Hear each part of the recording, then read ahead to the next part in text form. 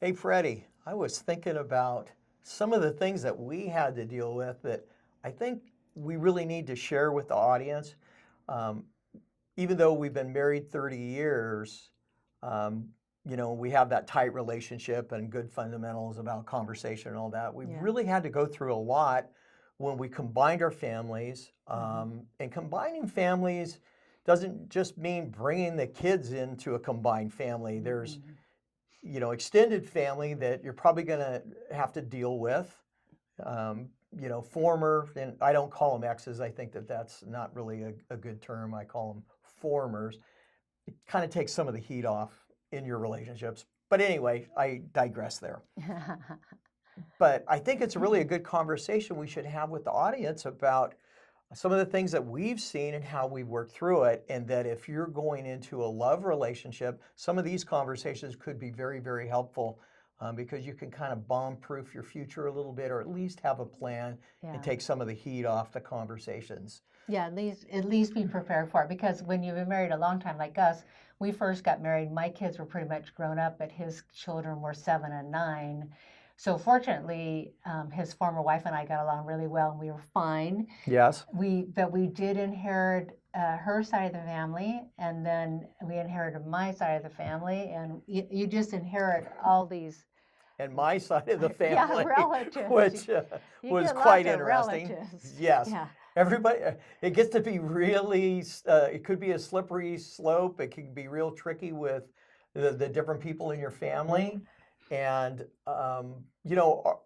because Freddie's kids were basically moved out of the house, they were older. They weren't really, there was no real issue with the boys coming in together with them. They actually, did not spend a lot of time together. They really respect each other, Mhm. but they didn't have a lot of connection, and that was fine too. Yeah. I mean, it is what it is. Um, what we did find that was a little tricky is when we had shared custody with our formers, or my former. Yeah. It was real important to have a really good schedule. And sometimes that could get a little sticky too, because then grandparents want to get involved. They might want to do something special, um, and that might cut in your time or finances or this or that. And so those are things that we had to deal with that were difficult at times. And I've seen, I have friends who actually, when they got together with their partner, that everybody had little kids. The husband and the wife both had children, and formers and grandmas and grandpas on both sides. So that's tricky too, and especially if the person you're going to marry has had more than one prior relationship with children involved. I mean, I knew one couple where she had 3 kids and each kid had a different father, so it was a nightmare at Christmas. Oh, geez, it was difficult. So that's something you really want to look at when you're going to make a commitment to somebody to spend the rest of your life with them, is that how are you guys going to get through that? Because it doesn't last forever. The kids grow up, they move out, everything happens. So in our personal experiences, how things changed is that as our parents aged, so we went through from figuring out kids and all that kind of stuff to then having aging parents who started having health problems, memory problems, all this kind of stuff. Where that was a very difficult thing That for was us to difficult. go through. Your mother passed first. Your father had Had already died passed. before Yeah, we yeah. were together, but then shortly Yeah, we'd only shortly been like after. maybe a year and a half or so when my mom died of brain cancer. That wasn't, I mean, it was sad to lose her, but it wasn't horrific because it was only 2.5 months. And then I was the executor of the estate and we handled that. And that wasn't really too dramatic for No, our marriage.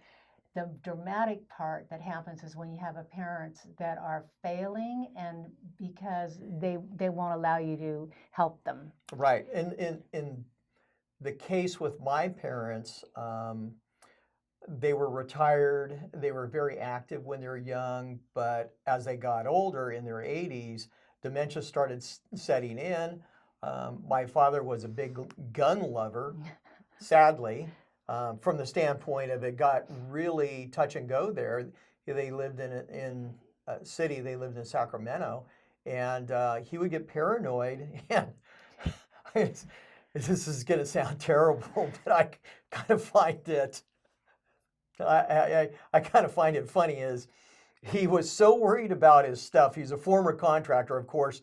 They had a big lot filled with junk, just broken tools, lumber, bricks, you name it, whatever. And there was a field next door, and there were some transients that would camp there occasionally, but he was convinced that they wanted his stuff.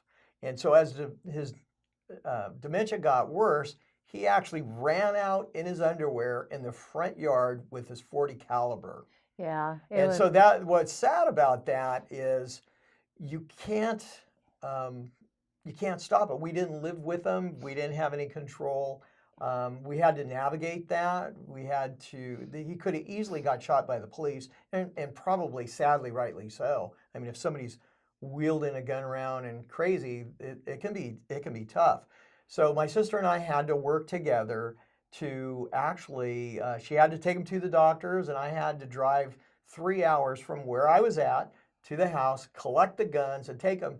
And then my dad didn't really notice for about a week, but when he did, that's when our relationship stopped. But you know what? As an adult, protecting my parents, that was something that I had to do. It was a very hard call. I knew that that was going to happen, but it put a tremendous amount of stress on the family. And also, it's hard on your marriage because you watch this person that's your partner just going through. It's very, very difficult. So we just wanted to talk about when you do blend a family like that, when you choose to marry somebody, it's not like they're coming fresh off the boat with, nothing. All these good qualities. Yeah, they have a lot of baggage with them. You have baggage. And so it's really important to discuss this. Say, okay, well, this is our baggage right now, and there will be new stuff coming up and all that stuff.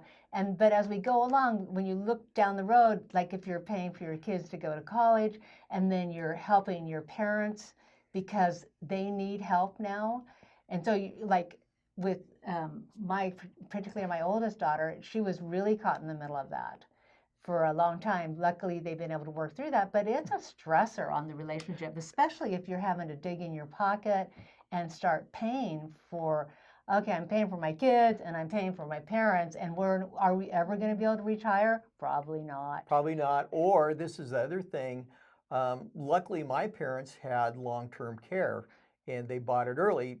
And so that's been very, very helpful. Yeah, and Wayne and I, we went out and bought long-term care also a lot of years ago. Many years ago, because my grandparents didn't have it, and my parents we were watched constantly what happened to them. Constantly taking them to medical appointments and all this stuff. They had to move them in, and then they moved them out, and it was just a nightmare. Yeah.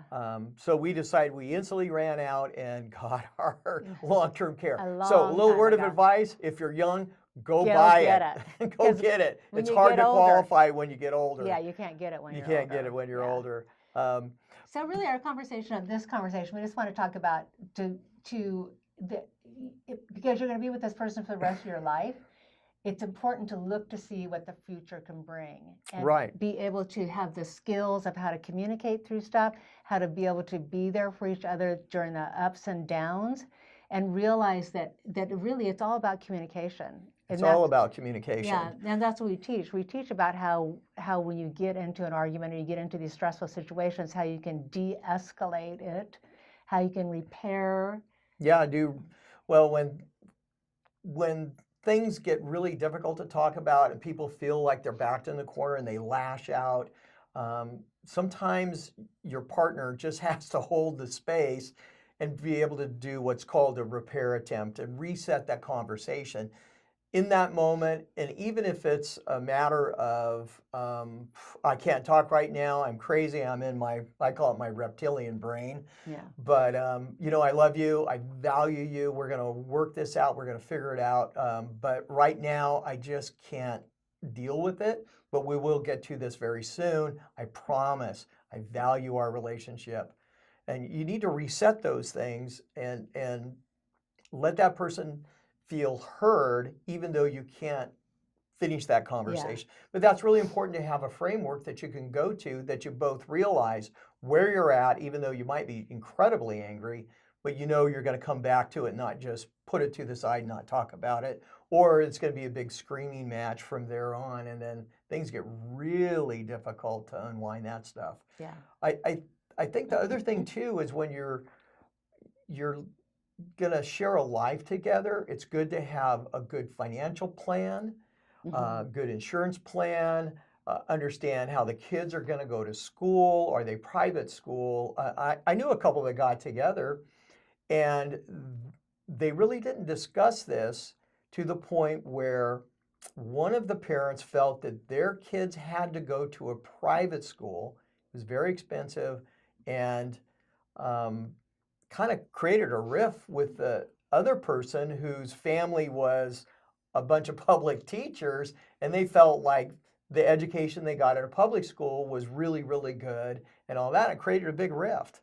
And, you know, sadly, I think it was one of the main points of potentially how they split up because their standards were so different and they hadn't worked through it before. True. Yeah. And so that was another example.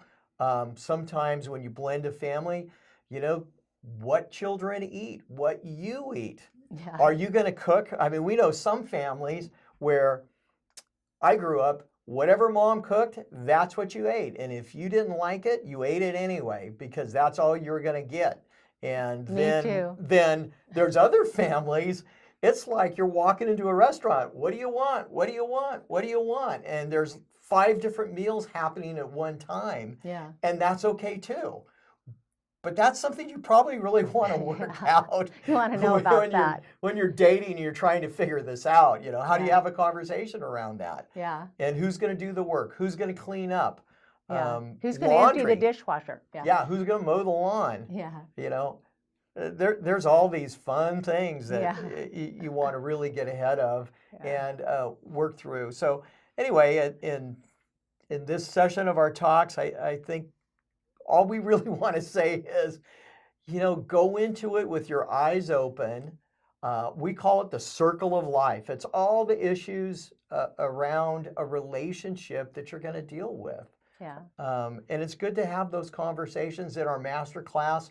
We've got this huge book of different topics that, you know, you can kind of thumb through and go through and go, oh, let's get a strategy around this if it's important to me, if it has value. And some things you're just going to have to morph and grow through. Yeah, you don't know it's coming. Right. You don't want it to become what we call is a divorce court irritant.